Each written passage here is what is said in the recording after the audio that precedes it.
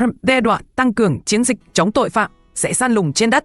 Tổng thống Mỹ Donald Trump vừa công bố rằng quân đội Hoa Kỳ đã thực hiện một cuộc tấn công nhằm vào một tàu nghi chở ma túy ngoài khơi Venezuela.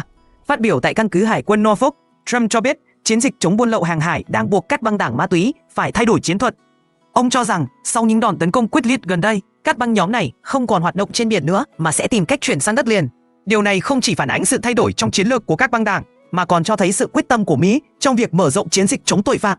Những phát biểu của Trump có thể báo hiệu một giai đoạn mới trong cuộc chiến chống ma túy, từ những cuộc đụng độ trên biển sang các chiến dịch tìm kiếm và truy quét trên đất liền. Bối cảnh này cho thấy một sự leo thang trong căng thẳng giữa Mỹ và Venezuela, đồng thời đặt ra nhiều câu hỏi về tương lai của các chiến dịch quân sự Mỹ trong khu vực này.